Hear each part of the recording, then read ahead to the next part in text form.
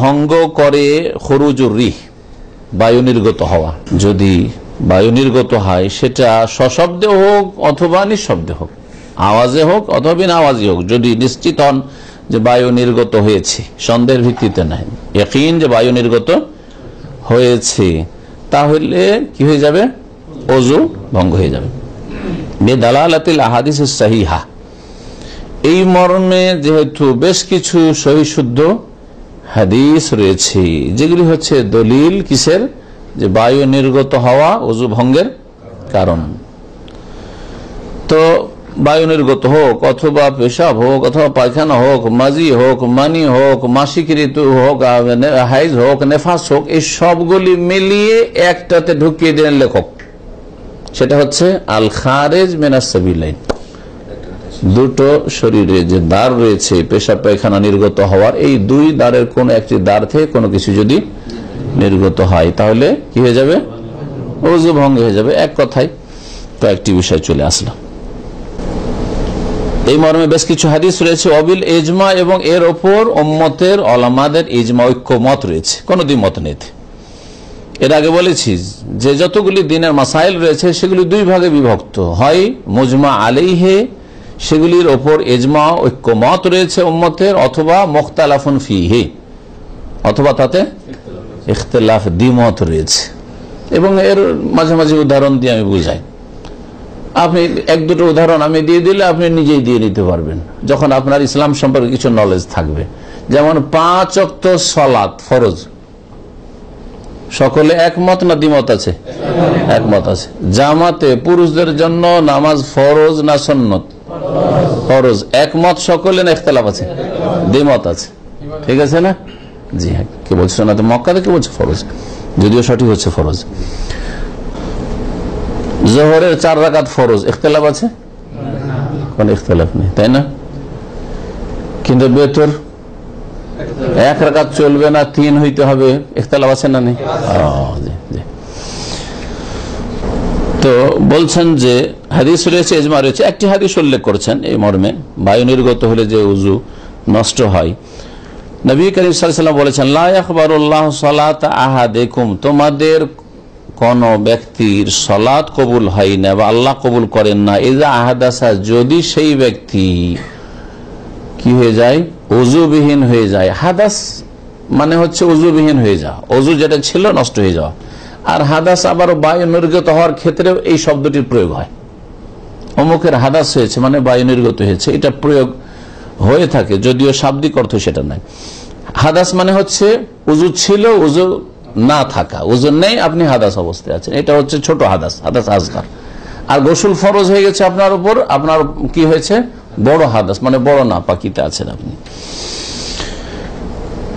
যখন হাদাস হয়ে যাবে মানে বায়ু নির্গত হবে, তখন আল্লাহ পাক রব্বুল আলামিন এই অবস্থায় কোন ব্যক্তি যদি সালাত আদায় করে তার সালাত কবুল করবেন না। হাত্তা, কতক্ষণ কবুল করবেন না? যতক্ষণ ওযু না করে নেবে। ফাকালা রাজুলুন, জনৈক ব্যক্তি বললেন, সাহাবী, মাল হাদাসু, বা তাবী হইতে পারে, সাহাবী, ছোট সাহাবী বড় সাহাবীর কাছে জিজ্ঞেস করছেন, অথবা তাবী হইতে পারে, আবু হুরায়রাকে জিজ্ঞেস করছেন, মাল হাদাসি আবু হুরায়রা, হে আবু হুরায়রা, হাদাসটা আবার কি? ইযা আহাদাসা, সহিহ মুসলিমের হাদিস এটি, মুত্তাফাকুন আলাইহি বলেছেন এখানে, আল্লাহু আলাম, কিন্তু আমি যতটা মুখস্থ করেছি সহিহ মুসলিম থেকে, হতে পারে বুখারীতে আছে বা শব্দের পার্থক্যের সাথে আছে। শব্দের পার্থক্যের সাথে তিরমিজিতে আছে, লা তুকবালু সালাতুন বিগাইরি তুহুরিন ওয়ালা সাদাকাতুন মিন গুলুল, এটি হচ্ছে প্রথম হাদিস তিরমিজির। মাল হাদাসি আবু হুরায়রা, আবু হুরায়রা, হাদাস আবার কি জিনিস? কালা, তখন বললেন আবু হুরায়রা ব্যাখ্যা করে, হাদাস মানে কি? ফোসাউন আও দরাতুন। ফোসাউন মানে নিঃশব্দে, শব্দবিহীন বায়ু নির্গত হওয়া, আর দরাতুন মানে সশব্দে বায়ু নির্গত হওয়া, সশব্দে বায়ু নির্গত হওয়া। নবী সাল্লাল্লাহু আলাইহি ওয়াসাল্লাম একটি হাদিস রয়েছে, যখন আযান দেওয়া হয় মসজিদে, হ্যাঁ, বা যে কোনো জায়গায় মুসল্লি যখন সালাত আদায়, ফরজ সালাত আদায়ের জন্য আযান দেয়, তখন আদবারা শয়তান, শয়তান পালাতে শুরু করে। জিন শয়তান পালায়, মুসলিম শয়তানও পালায়, ঠিক কিনা? জিন শয়তান পালায়, ওদেরকে দেখতে পায় না, কিন্তু মুসলিমদের মধ্যে যারা শয়তান তারা মসজিদ থেকে উল্টো দিকে পালায়। দোকান বন্ধ হয়েছে, মসজিদের দিকে, ঘরের দিকে ঢুকছে, তো ওটা পালানো না? আরে রাস্তাঘাটে আর বসা যাবে না, দেখতে খারাপ লাগছে, চল টান দে কোথাও লুকা। পালাই না। হ্যাঁ। আর একটা লক্ষ্য করে দেখবেন, সৌদি আরব আছেন, আজানের পরে রাস্তাঘাটে যারা গাড়ি চালান ভিড় বেশি হয় না? হয় না? নামাজের পরে দেখবে রাস্তাঘাট ক্লিয়ার আছে। আমরা যেহেতু গাড়ি চালাই জন্য বুঝি, কিন্তু যেমনই আজান হয়ে যায়, আজান থেকে একামত পর্যন্ত, হ্যাঁ, আমাদের যারা ট্যাক্সি চালাচ্ছেন তারা বেশি জানেন, ঠিক না, জ্যাম হয়ে যায়। এতে কয়েকটা শিক্ষা আছে, তারপরে মুসলিম মেজরিটি এই দেশে, এমন নয় যে সব মুসলিম গুলো গাড়িতে চেপে গেছে, অধিকাংশ মুসলিম বেনামাজি হয়ে গেছে, যার ফলে এরা এই নামাজের সময়টা কোথায় পার করবে, গাড়িতে চেপে যায়। বুঝলেন না? জি। 2 নম্বর কথা, নবী সাল্লাল্লাহু আলাইহি ওয়াসাল্লাম বলেছেন শয়তান পালাতে শুরু করে, আর শয়তান কি করতে করতে পালায়? হ্যাঁ, পারতে পালায়। আপনাদের সাধারণ ভাষাতে বললাম। হ্যাঁ, অনেক সময় এই ভাষাগুলি বলতে একটু খারাপ লাগে, কিন্তু চলে মাঝে মাঝে, তাই না? দৌড়া, তারপরে আসতে না, জোরে জোরে একবার আওয়াজ করে। তো জিন শয়তানের ওই আওয়াজ শোনা যায় না, কিন্তু মানুষ শয়তান যখন গাড়িতে চলে, গাড়ির আওয়াজ শোনা যায়, ওইটা হচ্ছে আওয়াজ, ঠিক না? পারতে বলেছে। মোটরসাইকেল ওয়ালারা, আমাদের দেশে মোটরসাইকেলের লোক বেশি, তাই না? না, আমাদের টান হলো দিল মোটরসাইকেল নিয়ে টান, এটা হচ্ছে শয়তানের ওইটা ওয়ালাহু দৌরাতুন। জি, বায়ু নির্গত হওয়া। মোটরসাইকেল বায়ু নির্গত হচ্ছে না? এটা তো বায়ু, এই যে ধোঁয়া বেরোচ্ছে আর আওয়াজ করছে। জি হ্যাঁ, এটা শয়তান। আল্লাহ কোরআনে 2 শয়তানের কথা বলেছেন। বেশি মুখস্থ না থাকে সূরা নাস পড়ে নেন। কুল আউযু বিরাব্বিন নাস, মালিকিন নাস, ইলাহিন নাস, মিন শাররিল ওয়াসওয়াসিল খান্নাস আল্লাযী ইউওয়াসওয়িসু ফি সুদুরিন নাস মিনাল জিন্নাতি ওয়ান নাস। যারা কুমন্ত্রণা দেয়, হ্যাঁ, যারা নিজেরা পথভ্রষ্ট, অন্যকে পথভ্রষ্ট করে, তারা মিনাল জিন্নাতে, জিন শয়তান হয়, আর ওয়ান নাস, মানুষ শয়তান হয়। আল্লাহ বলছেন যে শায়াতিনাল ইনসি ওয়াল জিন ইউহি বা'দুহুম ইলা বা'দিন যুখরুফাল কাওলি গুরুরা। শায়াতিনাল ইনস, আগে মানুষ শয়তানের কথা আল্লাহ উল্লেখ করেছে, তারপরে জিন শয়তানের কথা আল্লাহ উল্লেখ করেছে। তো হাদাস কাকে বলা হয় দেখলেন, হাদাস ফুসাউন আও দুরাতুন, মুত্তাফাকুন আলাইহি। ওয়াল ইজমাউ কায়িমুন আলা হাযা, আর এর উপর ঐক্যমত রয়েছে। কিসের উপর?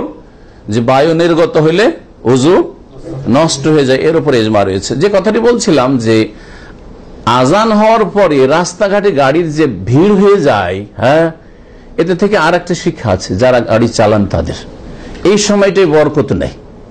সুতরাং কখনো ইচ্ছা করে গাড়ি চালাবেন না, সব করে ফেঁসে গেছেন, হয়তো ভিড়ে বেরোতে পারেন, কোন মসজিদের কাছে দাঁড়াবেন, চান্স পাচ্ছেন না, সেটা আলাদা কথা। সব করে গাড়ি চালাবেন, আর একটু টান দিয়ে নি, আর আচ্ছা চলে যায়, টান দিই, কখনই কাজ করবেন না।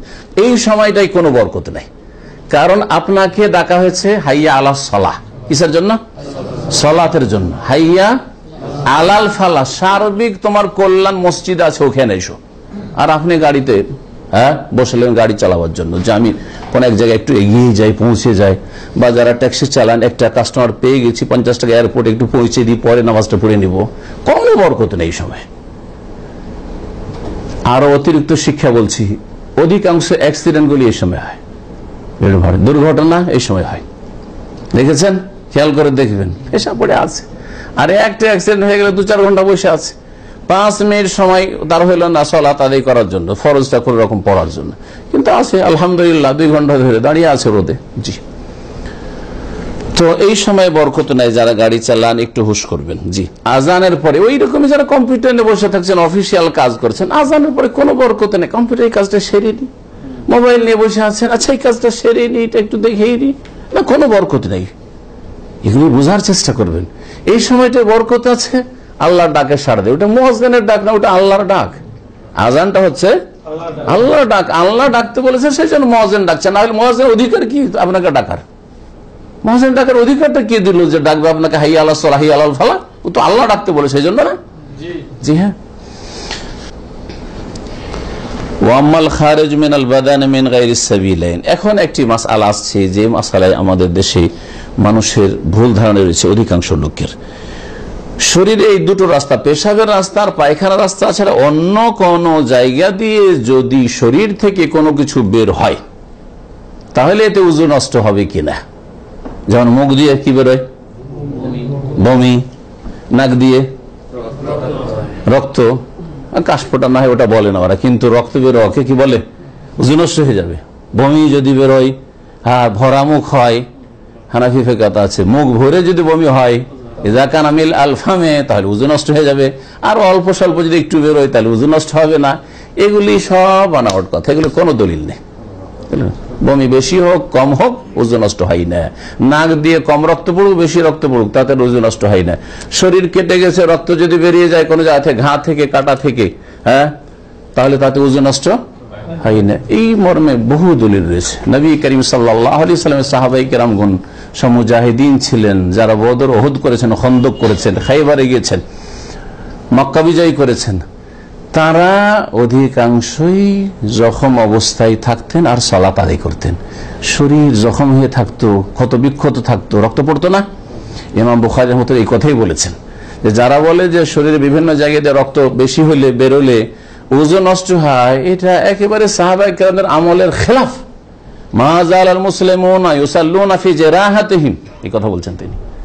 যুগে যুগে মুসলিমরা তাদের ক্ষত নিয়ে, তাদের ঘা নিয়ে, তাদের শরীরের জখম নিয়ে তারা সালাত আদায় করেছে। তার মধ্যে সাদ বিন মুআয রাদিয়াল্লাহু তাআলা আনহু মসজিদে নববীতে তাকে থাকতে দেওয়া হয়েছে যাতে করে সাহাবায়ে কেরাম তাকে দেখতে পারেন। খন্দকে তিনি আহত হয়েছিলেন, রক্ত প্রবাহিত হইতে নামাজ পড়তেন। নবী করিম সাল্লাল্লাহু আলাইহি ওয়াসাল্লাম ভোর রাত্রে এক জায়গায় অবস্থান করলেন, সফর করে আসছিলেন জিহাদের সফর থেকে, যে তুমি পাহারা দাও, হ্যাঁ, আর আমরা একটু ঘুমাই। ওই লোক দেখলে পাহারা দিচ্ছে তো তাহাজ্জুদ শুরু করি। এই যে তাহাজ্জুদ পড়া শুরু করেছে, এক দুশমন তীর মেরেছে, তীরে আঘাত করেছে, কিন্তু নামাজ তিনি ছাড়েননি, নামাজ পড়েই যাচ্ছে, নামাজ পড়েই যাচ্ছেন এই অবস্থায়। নামাজের পরে তীরটা না হয়, হ্যাঁ, তার নবী করিম সাল্লাল্লাহু আলাইহি ওয়াসাল্লাম তো ওহী দ্বারা জানতে পেরেছেন, কমপক্ষে, হ্যাঁ, চোখে দেখেও জানতে পেরেছেন। আর তারপরে যদি এটা না জানেন যে তিনি এই সাহাবী এই অবস্থায় রক্ত নিয়ে নামাজ পড়েছে, কি হয়েছে না হয়েছে, তো আল্লাহ তো জানছেন। যদি একটা ভুল কাজ হয়, তার নামাজ হচ্ছে না, ওহী নাযিল হচ্ছে, তো নবীকে আল্লাহ ওহী করে জানিয়ে দেবে না যে তোমার সাহাবী যে তাহাজ্জুদ পড়লো আর তার উযু ভঙ্গ হয়ে গেছে, রক্ত প্রবাহিত, জখম হয়ে আছে, কি করে নামাজ পড়লো? তাকে বলো যে এভাবে নামাজ হয় না। নাযিল হয়েছে কি না? নাযিল হয়নি। বুঝতে পেরেছেন? ওমর রাদিয়াল্লাহু তাআলা আনহু ফজরের সালাতে ইমামতি করেছেন মসজিদে নববীতে, শহীদ হইলেন। আহত হয়েছেন না হননি? আওয়াজ আর উঁচা হচ্ছে না, সেই জন্য সামনে আব্দুর রহমান আউফকে বাড়িয়ে দিয়ে ইমামতি করলেন তিনি, কিন্তু পিছনে তিনি সালাত কমপ্লিট করেছেন। তিনি কি মাসলা জানতেন না? আমিরুল মুমিনিন, দ্বিতীয় খলিফায়ে রাশেদ, যে রক্ত শরীর থেকে প্রবাহিত হচ্ছে, ওযুই নেই, আমার কি করে নামাজ হবে? বোঝা গেছে? আর কত দলিল দিবেন? এইরকম বহু দলিল ইমাম বুখারী রাহমাতুল্লাহ সহিহ বুখারীতে উল্লেখ করেছেন। জি, আর এরকম দলিল আছে অনেকগুলি। একজন মুসলিমের জন্য একটা সহিহ হাদিস বা সাহাবায়ে কেরামদের আমল যথেষ্ট। তো বলছেন ওয়াম্মাল খারিজ মিনাল বাদান মিন গায়রি সাবিল, এই দুই পথ ছাড়া অন্য কোন পথ দিয়ে শরীরে যদি কোনো কিছু বেরোয়, ফাইন কানা বাউলান, দেখতে হবে পেশাব পায়খানা, এটা যদি বেরোয় আবার চিন্তা করতে হবে নাকি? পেশাব পায়খানা বেরোচ্ছে কিন্তু পেশাবের দ্বার দিয়ে না, পায়খানা বেরোচ্ছে পায়খানার দ্বার দিয়ে না, হয় না? হয় না? অপারেশনের রোগীর করেন না, বা যার হয়তো পায়খানা হচ্ছে না, যে কোনো কারণে হোক, পেটেই তার, হ্যাঁ, নল লাগানো আছে, সেখান থেকে পেশাব অথবা পায়খানা বেরোচ্ছে, জি হ্যাঁ, তখন ওযু ভঙ্গ হবে? হবে না? হ্যাঁ, ভঙ্গ হবে। কারণ পেশাব পায়খানা এই দুটো শব্দ হাদিস আছে, ওয়ালাকিন মিন, হ্যাঁ, বাউলিন ওয়া গায়তিন ওয়া নাওমিন, পেশাব পায়খানা বেরোলে সেটা পেশাবের রাস্তা দিয়ে বেরোক অথবা পায়খানার রাস্তা দিয়ে বেরোক অথবা অন্য কোনো জায়গায় দিয়ে বেরোক। বলছে ফাইন কানা বাউলান গায়তান নাকাজা, যদি পেশাব পায়খানা বেরোয় অন্য কোনো রাস্তা দিয়ে তাহলে ওযু ভঙ্গ হয়ে যাবে। ওয়াইন কানা গায়রাহুমা, পেশাব পায়খানা ছাড়া অন্য কিছু যদি বেরোয়, কাদ্দাম, রক্ত বেরোচ্ছে শরীর দিয়ে, রক্ত বেরোচ্ছে, রক্ত বেরোয়ার ক্ষেত্রে এক শ্রেণীর ফুকাহারা, রক্ত যদি একটু বেরোয় আর গড়লো না, আরে এগুলো কথা কোথায় শরীয়তে আছে? এক ফোঁটা বেরোলে, একটা সুচ ঢুকিয়ে দেন, এক ফোঁটা বেরোলো আর এদিক ওদিক গড়লো না, বলছে ওযু নষ্ট হবে না, আর যদি গড়ে যায় তাহলে ওযু নষ্ট হবে। কোথায় পেলেন এগুলো? এসব জটিলতা ইসলামে নেই, আসলে মুশকিল করে দিয়েছে ইসলাম, সহজ ইসলামটাই। ওয়াল কাই, এইরকম বমি, ওয়ার রাফ, রাফ মানে হচ্ছে নাক দিয়ে রক্ত পড়া। ফামাউদিউ খিলাফিন বাইনা আহলিল ইলম, লেখক বলছেন যে এই বিষয়গুলিতে ওলামাদের ইখতিলাফ, দ্বিমত রয়েছে। হাল ইয়ানকুযুল উযু আও লা ইয়ানকুযুহু, উযু ভঙ্গ হবে না হবে না, কিসে? রক্তে, বমি এবং নাক দিয়ে রক্ত পড়া, হ্যাঁ, এইগুলিতে। আলা কাওলাইন, দুটি মত রয়েছে। তার মানে একদল বলছে ওযু ভঙ্গ হয়ে যাবে, আরেক দল বলছে ওযু ভঙ্গ হবে না। যখন ইখতিলাফ হবে তখন কি করবেন? যেটা দল ভারী ওটা ধরবো নাকি? আমাদের এখানে দুটো মত হয়ে গেল। একদল বলছে যে হ্যাঁ এটা করবো, আরেক দল বলছে ওইটা করব। তখন সমাধান কি? আজকালকার তো গণতন্ত্র দিয়ে দিচ্ছে ইহুদিরা, ভাই ভোটাভুটি করো, দেখো কতটা ভোট কোন দিকে হয়, তাই না? দেখা গেল যে এখানে আমরা 70 জন লোক আছি বা 100 জন লোক আছি, 100 জন ধরেন 60 জন একদিকে হয়ে গেল, আরেকদিকে 40। জিতে গেছি, আমরা জিতে গেছি। বড় বড় শিক্ষিত জ্ঞানী 40 জন ওরা ফেল করে গেল, আর যারা হয়তো টিপস সই দিতে হবে তারাই 60 জন ছিল, তারাই জিতে গেল, ঠিক না? 40 জন হেরে গেল আর 60 জন জিতে গেল, অথচ 60 জন সব হয়তো লেখাপড়া জানে না। এটা হচ্ছে গণতন্ত্রের ফলাফল। হতে পারে 60 জন আধা নামাজি আর 40 জনই পাকা নামাজি, তো আধা নামাজি গুলো জিতে গেল। এখানে না আলহামদুলিল্লাহ যারা এসছেন নামাজি, কিন্তু ধরেন এমন সভা যেখানে বেনামাজিও আছে, অমুসলিমও আছে, সেখানে দেখা গেল যে অমুসলিম গুলির সংখ্যা বেশি অথবা বেনামাজির সংখ্যা বেশি, আর ওরাই জিতে গেল হ্যাঁ ভোটাভুটিতে। তাহলে এই ভোট ইলেকশন দিয়ে কখনো আল্লাহর জমিনে শান্তি কায়েম হতে পারে না, কারণ অধিকাংশ অসৎ থাকবে। এটা কোরআনে কারীমের কথা, একবারে চূড়ান্ত ফয়সালা আল্লাহ পাকের। একটি আয়াত নাই, মর্মে বহু আয়াত রয়েছে। অধিকাংশ লোক অসৎ থাকবে, ওই অধিকাংশ কাফের হবে, ফাসিক হবে, মুশরিক হবে, হ্যাঁ জাহান্নামীদের সংখ্যা বেশি হবে ইত্যাদি। কত দলিল নেবেন কোরআনে কারীমে? একটু তরজা পড়লে বুঝতে পারবেন। তো সমাধান কি? এটা কি জন্য বলছি? এমনি কথা বাড়াচ্ছি না, এটা এই জন্য বলছি আমাদের অধিকাংশ লোক বলে আরে সব আমাদের সব হুজুর এরকম বলে, শুধু একজন এরকম বলছে, সবাই এরকম করছে, আমরা জীবনে এরকম কথা শুনি, হ্যাঁ সবাই এরকম করছে, সেজন্য ওইটাই হলো হক। তো কি বলতে চাই সে? আমাদের দল ভারী, সুতরাং আমরা হচ্ছে হক পথে, ন্যায্য পথে, আমরাই সহি, আর তোমার দল ছোট সেজন্য তুমি ভুল পথে, তাই না? এটা কি ইসলাম বলছে নাকি? ইসলাম কি বলছে? আপনি যদি একাও থাকেন কিন্তু দলিলের সাথে, আল্লাহ এবং রসুলের কথার সাথে থাকেন, কোরআনের আয়াত অথবা রসুলের হাদিসের সাথে থাকেন, তো আপনি হচ্ছেন হকের ওপর আর সারা পৃথিবী বাতিলের ওপর। এটা হচ্ছে হক, ভালো করে মনে রাখবেন। কি বলছিলাম? যখন দুটো মত হইল তো কোনটা ধরবেন? একটা তরিকা হলো যেটা দল ভারী ওইটা ধরবো, আর একটা তরিকা হলো বাগদাদা যেটা করেছে সেটা ধরবো। এটা ঠিক না? আগেরটা ঠিক না, কিন্তু এইটা ঠিক। আরে বাপদাদা আমার চাইতে বেশি বুঝেছে, তাই না? বাপদাদা আপনার চাইতে বেশি বুঝেছে, তাই না? দুনিয়ার ক্ষেত্রে তো এটা মনে করেন না, ধর্মের ক্ষেত্রে শুধু বলছেন বাপদাদা যেটা করে সেটা করবো, কিন্তু দুনিয়ার ক্ষেত্রে বাপদাদা সৌদি আরব নামটাই উচ্চারণ করতে পারবে না। সৌদি আরব নাম উচ্চারণ করতে আপনি এসে বসে আছেন এখানে, রিয়াল ডলার নিয়ে যাচ্ছেন এখান থেকে, কেন? বাপদাদার নাফরমানি কেন করেছেন? তারা দেশে চাষি ছিল, আপনি চাষি থাকতেন। তো কথা হচ্ছে যে বাপদাদার দোহাই দেওয়াও হকপন্থীদের কাজ না বাতিলপন্থীদের কাজ? বাতিলপন্থীদের কাজ। হ্যাঁ, ভুল কথা। বাপদাদা হতে পারে হক, যদি হক তাদের সাথে থাকে, কোরআন হাদিস থাকে তাহলে, আর হতে পারে যে ভুল। সব সময় যে ভুল তা নয়, যে আপনি বেশি শিয়ানা হয়ে গেছেন এইরকমও নয়। হতে পারে যে আপনার বাপদাদা হকের পরে ছিল, যদি কোরআন সুন্নাহর সাথে তারা থাকে, আল্লাহ এবং রাসূলের সাথে থাকে। জি, তাহলে সমাধান হচ্ছে ফাইন তানাজাতুম ফি শাইইন ফারুদ্দুহু ইলাল্লাহি ওয়া রাসূল। আল্লাহ পাক সূরা নিসার আয়াত নম্বর 59 ইরশাদ করছেন কি, তোমরা যদি কোনো বিষয়ে মতবিরোধ করো, ইখতিলাফ করো, দ্বন্দ্ব হয়, তাহলে কোরআনে খুঁজো এবং রাসূলের হাদিসে, আল্লাহ এবং রাসূলের দিকে ফিরিয়ে দাও। আর আমাদের দিকে ফিরিয়ে কাজ হবে না। হ্যাঁ, দলাদলি ভোটাভুটি করলে কাজ হবে না। আল্লাহ এবং রাসূল কি সমাধান দিয়েছেন তাই দেখো। বাপদাদার দিকে ফিরিয়ে দিলে হবে না, ভারী দলের দিকে ফিরিয়ে দিলে হবে না। ফারুদ্দুহু ইলাল্লাহি ওয়া রাসূল ইন কুনতুম তু'মিনুনা বিল্লাহি ওয়াল ইয়াউমিল আখির ওয়া মা ইখতালাফতুম ফীহি মিন শাই। আরেকটি আয়াতে আল্লাহ বলছেন, যে কোনো বিষয় তোমাদের মতবিরোধ হোক না কেন, যে কোনো বিষয়, ফাহুকমুহু, তার বিচার কার কাছে? ইলাল্লাহ, আল্লাহর কাছে। আল্লাহর কাছে ফয়সালা নিতে, আল্লাহর কাছে মানে ওহির কাছে।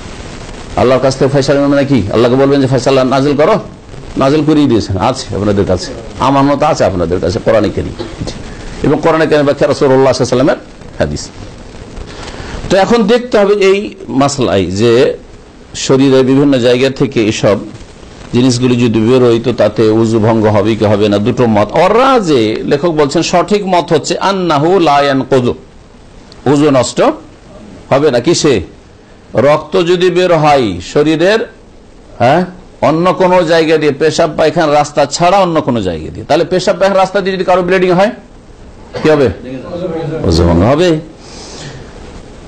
বমিতে উজু নষ্ট হবে না, এটা হচ্ছে ঠিক, তাই না?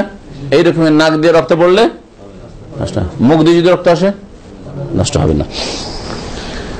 লাকিন লাউ তাওয়াদ্দা খুরুজা মিনাল খিলাফ, তবে কেউ যদি উজু করে নেই যে যাক আমি বমি হয়েছে উজু করে নেব, সেটা আলাদা কথা। যে আমি যখন ইখতিলাফ করে চললাম, আমরা ইখতিলাফে থাকলাম না, আমি উজু করে নিলাম, সেটা আলাদা কথা। কিন্তু উজু যেটা ফরজ নয়, যেটা দলিল সম্মত নাই, সেটা আপনি এটা জরুরি মনে করবেন না, বা কেউ যদি না করে আপনার এরকম ফতোয়া দিবেন না, যেখানে দলিল নেই দলিলবিহীন কেন ফতোয়া দিবেন। লাকানা হাসান, কেউ যদি উজু করে নেয়, উজুর উপরে উজু করা ভালো কিনা? উজু আছে মাগরিবের উজুতে এর সাথে নামাজ পড়তে পারবেন, তারপর যদি এর সাথে উজু করেন, মন্দ কাজ না ভালো কাজ? ভালো কাজ। উজু হচ্ছে একটা ইবাদত। সুতরাং উজু হয়তো আছে আপনার বমি হওয়ার পরে, উজু আছে রক্ত বের হওয়ার পরে, উজু আছে আপনার নাক দিয়ে রক্ত পড়ার পরে, তারপরে যদি উজু করে নেন কোনো দোষের কথা নাই, কিন্তু সেটাকে জরুরি মনে করবেন না। দ্বিতীয় কারণ হচ্ছে জাওয়ালুল আকল, মানুষের বিবেক শেষ হয়ে যাওয়া, একেবারে বিবেক শেষ, বিবেকহীন হয়ে গেছে, জ্ঞান বুদ্ধি হোশ কিছুই নেই। আও তাগতিয়াতু, অথবা কারো বিবেকের ওপর আবরণ পড়ে যাওয়া, বিবেকটা ঢেকে নিয়েছে, ঢেকে নেওয়া আর একবারে শূন্য হয়ে যাওয়া, জ্ঞান শূন্য হয়ে যাওয়া, বিবেকহীন হয়ে, দুটোতে পার্থক্য আছে। কি পার্থক্য আছে? লেখক নিজে বলেছেন জাওয়ালুল আকল, মানুষের জ্ঞান বিবেক একেবারে নেই, শেষ হয়ে গেছে। কখন? ইয়াকুনু বিল জুনুনি ওয়া নাহবিহি, পাগল হয়ে গেল, হয় মস্তিষ্ক বিকৃত হয়ে পাগল হয়ে গেছে। পাগল ব্যক্তির কোনো হোশ দিশা নেই, দুনিয়ার ক্ষেত্রেও দিনের ক্ষেত্রে। ও নামাজও বুঝে না, রোজাও বুঝে না, যেমন পেশাও বুঝে না, পায়খানা বুঝে না, ভাতও বুঝে না, রুটি বুঝে না, যে এটা ভালো এটা মন্দ কিছুই বুঝে না। আল্লাহু আকবার। এমন ভাবে ঘুমন্ত ব্যক্তি তো হালকা ঘুমে তাও বুঝে না, বুঝে না, যদিও তার বিবেক বুদ্ধির ওপর, জ্ঞানের ওপর, আকলের ওপর পর্দা পড়ে আছে। এটা হয়েছে মানুষ ঘুমন্ত অবস্থায় মানুষ জ্ঞান শূন্য হয়ে যায় না, জ্ঞানের উপর একটা আবরণ পড়ে যায়। সে আবরণে ঢাকার কারণে যার যত বেশি মোটা পর্দা পড়ে যায়, তত বেশি গভীর ঘুমে থাকে, হুঁশ দিশা নেই কি বলছে না বলছে, ও ঘুম থেকে জাগাচ্ছেন উল্টো পাল্টা বলছে, গাল দিচ্ছে আপনাকে। আর আরেকজনের হালকা ঘুম, কেন বলে হালকা ঘুম? একবার ডাক দিয়ে লাফিয়ে উঠে, ওর উপর যে আবরণটা পড়ে আছে ওর আকলের উপর, সেটা হচ্ছে হালকা, জি চিকন পাতলা। আর মানুষের বিবেককে ঢেকে নেওয়া হয় তা কোনো বিনম, ঘুমের কারণে হয়, আবিল ইগমাম, অথবা বেহুশ হওয়ার কারণে, হঠাৎ করে এমনি সেন্সলেস হয়েছে, অস্থায়ী, হঠাৎ করে বেহুশ হয়ে গেছে, এতে ওর উপরে আবরণ পড়ে গেছে, ওর মগজ মস্তিষ্কের ওপর যে ওর যেটা সেন্স আছে তার উপর। আর এইরকমই এটা হইতে পারে, মাদক দ্রব্য ব্যবহার করে, মদ খেয়ে মাতলামি করছে, ওর উপরে একটা আবরণ পড়ে। ফামান জাল আকলুহু, কারো যদি জ্ঞান বুদ্ধি শেষ হয়ে যায়, গতিয়া, অথবা সেটা ঢেকে নেওয়া হয়, বেনৌমিন, ঘুমের কারণে অথবা অন্য কোনো কারণে, ইনতাকাদা উযুহু, তাহলে তার ওযু নষ্ট হয়ে যাবে। পাগল হইলে, একটা লোক সুস্থ মস্তিষ্ক ছিল, পাগল হয়ে গেছে, তার ওযু নষ্ট। আর একটা লোক বেহুশ হয়ে গেছে, ওযু ছিল, ওযু থাকা অবস্থা হঠাৎ করে বেহুশ উড়ে গেল, তারপরে 5 মিনিট পরে হুশ হলো, হুশ নামাজ পড়া শুরু করলো, চলবে না? চলবে না। ঘুমের ক্ষেত্রে যদি গভীর ঘুম হয়, একবারে গাঢ় ঘুম, তাহলে ওযু নষ্ট। হালকা ঘুমের ক্ষেত্রে ছাড় আছে, কারণ এই মর্মে বেশ কিছু হাদিস আছে। এই জন্য ঘুমের ক্ষেত্রে ঘুমকে 2 ভাগে ভাগ করতে হবে। ঘুম হচ্ছে গভীর ঘুম, আর আরেকটা হচ্ছে নম খফিফ, হালকা ঘুম। আসছে কথাগুলি বলছেন সাফওয়ান বিন আসাল রাদিয়াল্লাহু তাআলা আনহুর হাদিসে বর্ণিত হয়েছে, যেমন লিআন্না যাল, কি আগে একটু আগে সাফওয়ান বিন আসাল হাদিস দেখলাম, ওয়ালাকিন মিন বাউলিন ওয়া গায়তিন ওয়া নাওমিন, ঘুম হইলে মোজা খুলতে হবে না, কিন্তু ওযু করার সময় পায়ে মোজাতে মাসে করতে হবে। জি, নাওমিন শব্দটি আসছে। এছাড়া ঘুমের অবস্থায় বলছেন লিআন্না যালিকা মাজিন্নাতু খুরুজুল হাদাস, এই ঘুমের অবস্থায় অথবা বেহুশ থাকা অবস্থায় অথবা পাগল হয়ে যাওয়া অবস্থায় আশঙ্কা রয়েছে কিসের? হাদাস বের হওয়ার, বায়ু নির্গত হওয়ার। ঘুমের অবস্থায় হয়তো বায়ু নির্গত হয়, টের পাননি, যখন বেহুশ হয়েছে ওই সময় হয়তো বায়ু নির্গত হয়েছে, হতে পারে। ওয়াহুয়া লা ইয়াহিসসু বিহি, অথচ তার কোনো অনুভূতি নেই, ইল্লা ইয়াসিরান নাওম গায়রাল মুস্তাগরিক, তবে যদি হালকা ঘুম হয় যেটা গভীর না হয়, ফাইন্নাহু লা ইয়ানকুযুল উযু, তাতে উযু ভঙ্গ হয় না, হালকা ঘুমে উযু ভঙ্গ হয় না। এখন হালকা ঘুম কোনটা, এই সংজ্ঞাতে মানুষের ইখতিলাফ আছে। একদল বলছে কেউ যদি হিলান দিয়ে শুয়ে থাকে আর যে জিনিসটা হিলান দিয়ে আছে ওইটা যদি টেনে নেন আর আছাড় খেয়ে পড়ে যায়, তাহলে জানতে হবে যে গভীর ঘুম। আর যেমন টানলেন আর তেমন বসে থেকে গেল হালকা ঘুম। এগুলি তাদের কল্পনা জল্পনা মাত্র এক শ্রেণীর ফুকাহাদের। আর সঠিক হচ্ছে যে তার পুরোপুরি জ্ঞান চলে যায়নি, আশেপাশের কথা হলে সে একটু টের পাচ্ছে যে গল্প হচ্ছে, কথা হচ্ছে, তা হালকা হালকা ঘুমও হচ্ছে তার, এরকম হয় না কোনো সময়। তো এটা হচ্ছে নম খাফিফ। নম খাফিফ, কিছু লোক বলছে নম খাফিফ হালকা ঘুম কোনটা, বলছে বসে বসে ঘুমাইলে, আর যদি শুয়ে ঘুমাই তাহলে ভারী ঘুম। এটাও ভুল, কারণ সাহাবারা শুয়ে যেতেন, লম্বা হয়ে শুয়ে হালকা ঘুম ঘুমাইতেন, আর যখন একামত হইতো নামাজ পড়িয়ে নিতেন। বুখারী মুসলিম হাদিস আছে। কিন্তু লম্বা ঘুম নাই, আবার গাঢ় ঘুম নাই, হালকা ঘুম, সেটা হইতে হালকা ঘুম হইতে হবে। এসার সালাতে নবী কারীম সাল্লাল্লাহু আলাইহি ওয়াসাল্লাম মাঝে মাঝে লেট করে দিতেন, সাহাবীরা তখন শুয়ে পড়তেন, অথবা তাহাজ্জুদ পড়ে আছেন কেউ, আর ফজর সালাতে হয়তো শুয়ে গেছেন, এর সাথে জামাইতে থাকতেন, তার মাথা যুক্ত থাকতো, এমনকি কেউ শুয়েও যেত, সব রকম হয়তো। তারপরে সাহাবীরা উযু না করে, উযু নবায়ন না করে নামাজ পড়তেন। হাদিস আসছে আনাস বিন মালিক রাদিয়াল্লাহু তাআলা আনহু থেকে বর্ণিত। বলছেন লিআন্না সাহাবাতা রাদিয়াল্লাহু আনহুম, কারণ সাহাবায়ে কেরাম কামা ফি হাদিস আনাস বিন মালিক রাদিয়াল্লাহু তাআলা হাদিসে বর্ণিত হয়েছে, ইয়ানামুনা, তারা ঘুমিয়ে যেতেন, সুম্মা ইউসাল্লুনা, তারপরে সালাত আদায় করতেন, ওয়ালা ইয়াতাওয়াদ্দাউন, আর উযু করতেন না। কিন্তু এই ঘুম কোন ঘুম ছিল? হালকা ঘুম ছিল, যাতে করে দুই হাদিসের সমন্বয় হয়। ওই হাদিস সাফওয়ান বিন হাসাল হাদিসে দেখলাম যে পেশাব পায়খানা আর নিদ্রায় কি হয়ে যায়, ওযু নষ্ট হয়। আর এতে বলা হলে সাহাবায়ে কেরামগণ ঘুমাতেন, তারপরে উঠে নামাজ পড়ে নিতেন। রাওয়াহ মুসলিম, হাদিস সহিহ মুসলিমে রয়েছে। ওয়া ফি লাফযিন ইয়াযাউনা জুনুবাহুম, কেমন শোয়া শুইতেন, বৈশা বৈশা শুধু নয়, এই ঝিমানো না, অনেকে যেমন ঝিমানো নয়, বরং ইয়াযাউনা জুনুবাহুম, তাদের পার্শ্ব দেশ মাটিতে রেখে দিতেন, মানে কাঁথে শুয়ে যেতেন। কাঁথে শুয়ে যেতেন। জি, আবু দাউদ, হাদিস আবু দাউদ রয়েছে। ওয়ালাম ইউনকাল আন্নাহুম কানু ইয়াতাওয়াদ্দাউন, আর কোন এইরকম বর্ণনা নাই যে তারা এইরকম হালকা ঘুমের পরে ওযু করতেন। ইন্নামা ইয়ানকুযু আন-নাওমুল মুস্তাগরিক, গাঢ় ঘুম যদি হয় তাতে কি হয়ে যাবে, ওযু নষ্ট হবে। জামআন বাইনাল আদিল্লাহ, বিভিন্ন হাদিসগুলির মাঝে সমন্বয় করার উদ্দেশ্যে। 3 নম্বর কারণ ওযু ভঙ্গের, এই পর্যন্ত যা ছিল এক একটাতে কিন্তু কয়েকটা, যেমন পাগল হয়ে গেলে একটা ধরতে পারেন, তারপরে কেউ নেশাগ্রস্ত হয়ে জ্ঞান হারিয়ে ফেললে, তারপরে ঘুম, গাঢ় ঘুম হইলে, সবগুলিকে একসাথে বয়ান করে দিলেন। এই জন্য কোন কোন কিতাবে দেখবেন যে ওযু ভঙ্গের কারণ 7টা 8টা, ওই সবগুলিকে একটা একটা করে আলাদা করে বর্ণনা করেছে। এই দুটোতে কয়েকটা ঢুকিয়ে দেওয়া হয়েছে। এই দুটোতে একমত, যদিও ঘুমের বিষয়টা হালকা ঘুম ভারী ঘুম এই নিয়ে ইখতিলাফ কিছু আছে, কিন্তু ঘুম যদি গভীর ঘুম হয় তাও সেটা